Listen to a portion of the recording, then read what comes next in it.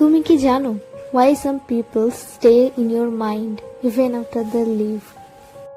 Psychology বলে আমাদের brain emotional মেমোরিজকে normal মেমোরিজের থেকে অনেক বেশি স্ট্রংলি স্টোর করে।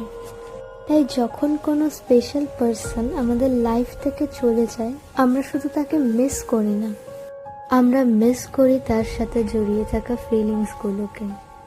Interestingly, the brain doesn't always miss the person.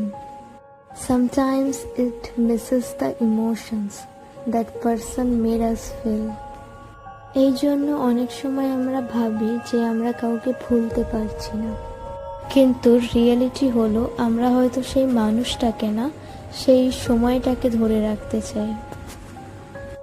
And that's the reason why moving on is not about forgetting.